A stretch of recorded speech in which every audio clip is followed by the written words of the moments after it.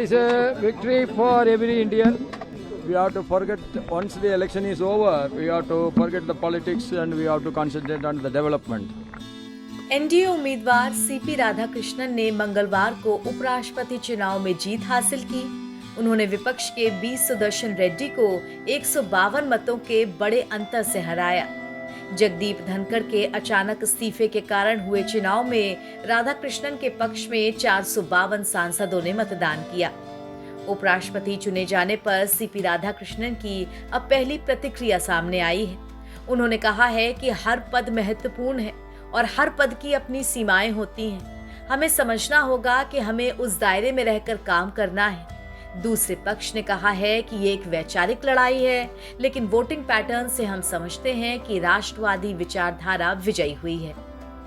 इसके बाद मीडिया से बात करते हुए सीपी राधाकृष्णन ने अपनी जिम्मेदारियों को लेकर के कहा कि नई क्षमता में मैं राष्ट्र के विकास के लिए अपना सर्वश्रेष्ठ प्रयास करूंगा।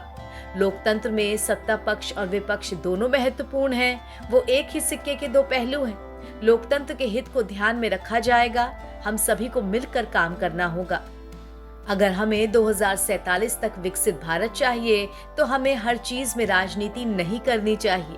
चुनाव खत्म होने के बाद हमें राजनीति भूलकर विकास पर ध्यान केंद्रित करना होगा।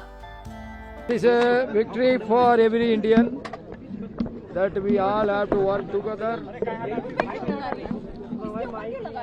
If India, we have to develop Viksit Bharat by 2047 means we should not do politics in everything. We have to forget, once the election is over, we have to forget the politics and we have to concentrate on the development. I will, in the new capacity, I will try my best for the development of this nation. But sir, earlier we have seen that the opposition they raised so many questions. Do you think you got new responsibility now? They will support opposition. What is your message? Sir, Mr. In democracy, Yes. ruling party as well as opposition, both are important. It is the two sides of the same coin.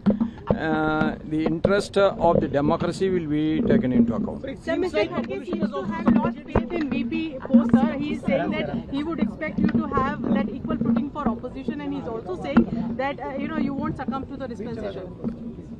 Every post is important, but every post has its own limitations. We have to understand that and we have to work within that framework. Thank you.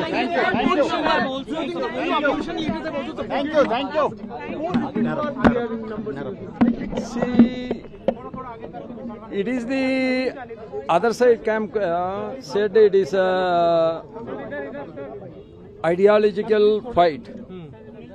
But from the voting pattern we understand the nationalistic ideology is overwhelmingly victorious. CP Radhakrishnan उपराष्ट्रपति चुनाव में विपक्षी उम्मीदवार B Sudarshan Reddy के खिलाफ सीधे मुकाबले में थे। उन्होंने 152 वोटों से जीत हासिल की। इस जीत के बाद पीएम मोदी ने भी सोशल मीडिया पर पोस्ट लिखकर राधाकृष्णन को बधाई दी। उन्होंने लिखा, सीपी राधाकृष्णन जी को 2025 के उपराष्ट्रपति चुनाव में विजयी होने पर बधाई। उनका जीवन सदैव समाज सेवा और गरीबों व वंचितों को सशक्त बनाने के लिए समर्पित रहा है। मुझे विश्वास है कि वो एक उत्कृष्ट उपराष्ट्रपति होंगे जो हमारे संवैधानिक मूल्यों को सुदृढ़ करेंगे और संसदीय संवाद को आगे बढ़ाएंगे। हालांकि कल का दिन काफी गहमा-गहमी भरा भी था। उपराष्ट्रपति पद के लिए चुनाव शुरू होते समय सबसे पहले पीएम नरेंद्र मोदी ने ही वोट डाला। उसके बाद वो हिमाचल प्रदेश और पंजाब के दौरे पर निकल गए, जहां बाढ़ और प्राकृतिक आपदा ने काफी तबाही मचाई है। इस बीच वोटिंग सुबह 10 बजे से शाम 5 बजे तक चली और शाम 6 बजे के आसपास नतीजों की घोषणा की गई। प्रधानमंत्री नरेंद्र मोदी जब वापस लौटे तो उन्होंने राधाकृष्णन से मुलाकात की और फूलों का गुलदस्ता देकर उन्हें बधाई दी।